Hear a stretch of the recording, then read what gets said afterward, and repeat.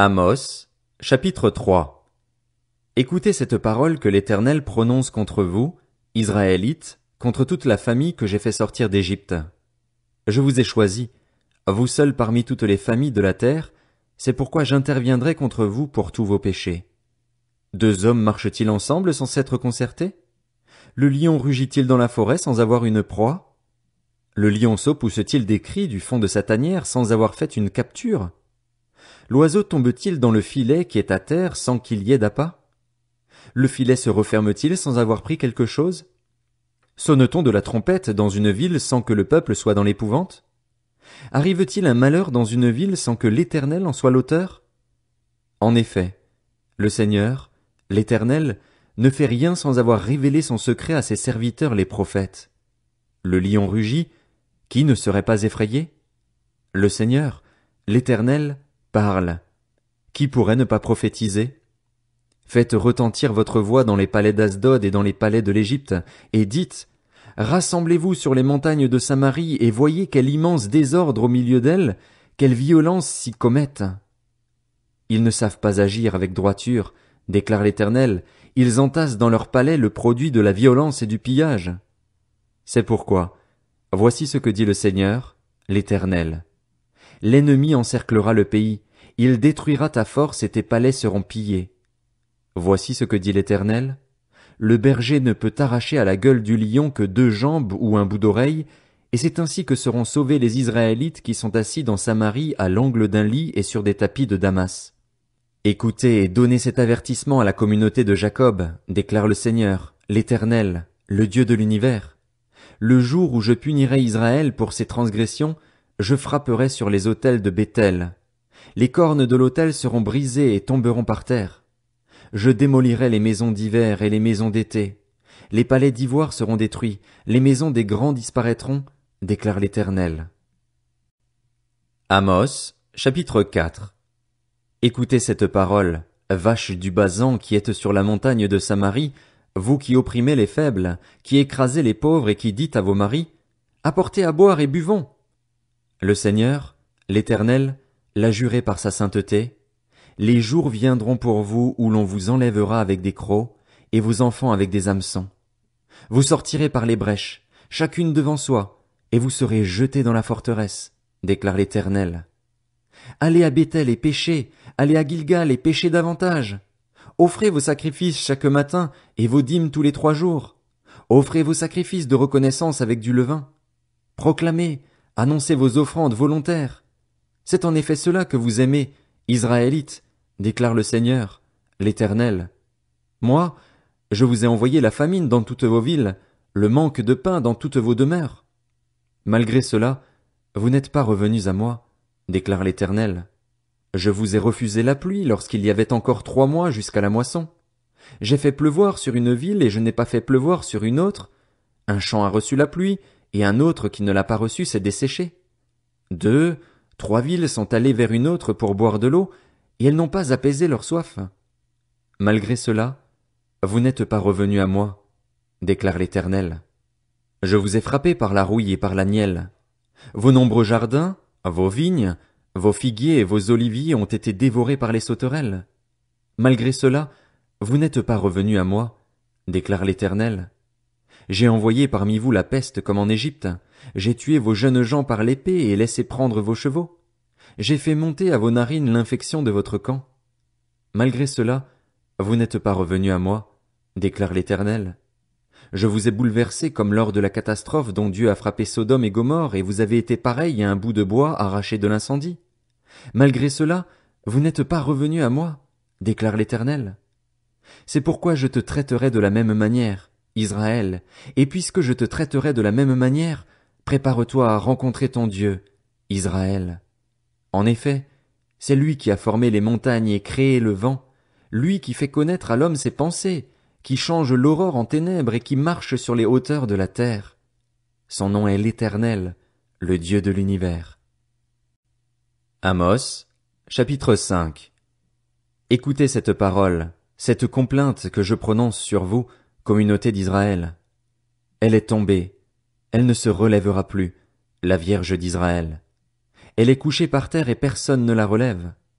Oui, voici ce que dit le Seigneur, l'Éternel.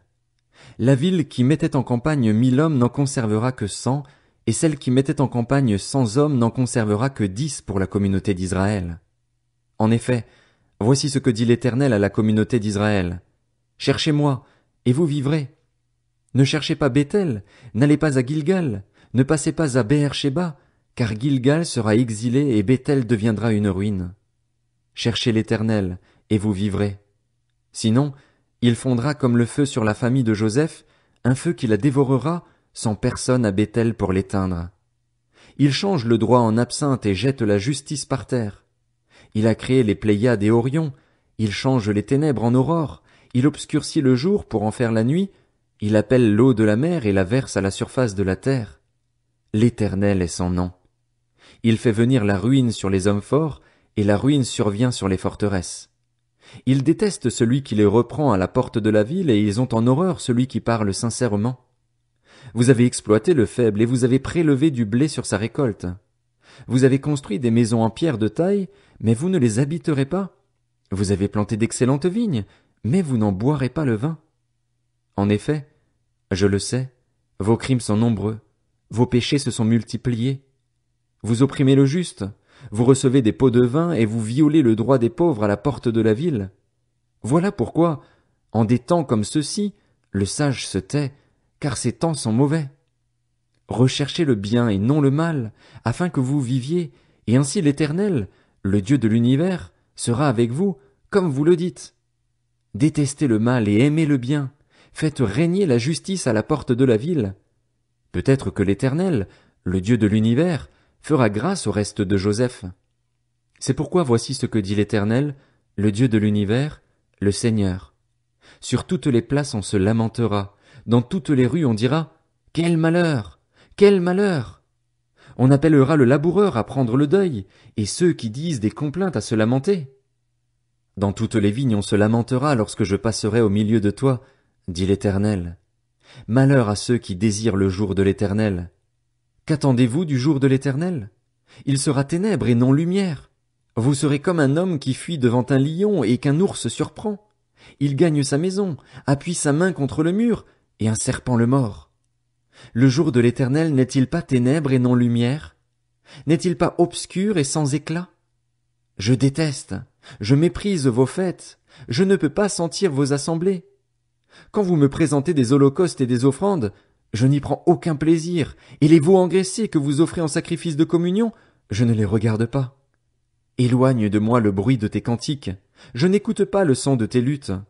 Mais que le droit jaillisse comme un cours d'eau, et la justice comme un torrent qui n'arrête jamais de couler. M'avez-vous offert des sacrifices et des offrandes pendant 40 ans au désert, communauté d'Israël? Vous avez porté Sakut, votre roi, et Kéwan, vos idoles, l'étoile de votre Dieu, celui que vous vous êtes fabriqué. Je vous exilerai au-delà de Damas, dit l'Éternel, dont le nom est le Dieu de l'univers. Amos, chapitre 6. Malheur à ceux qui vivent tranquilles dans Sion et en sécurité sur la montagne de Samarie, assez grande la première des nations auprès desquelles va la communauté d'Israël. Passez à Calné et regardez, allez de là jusqu'à Hamath la grande, puis descendez à Gath chez les Philistins. Ces villes sont-elles plus prospères que vos 2 royaumes, et leur territoire est-il plus étendu que le vôtre?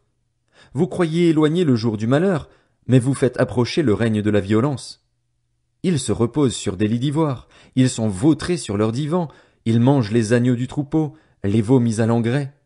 Ils improvisent au son du luth, ils se croient habiles comme David sur les instruments de musique. Ils boivent le vin dans de larges coupes, ils ont recours à la meilleure huile, mais ils ne s'attristent pas de la ruine de Joseph. C'est pourquoi ils partiront en exil en tête des prisonniers, et les cris de joie de ces paresseux cesseront. Le Seigneur, l'Éternel, l'a juré par lui-même, c'est une déclaration de l'Éternel, le Dieu de l'univers.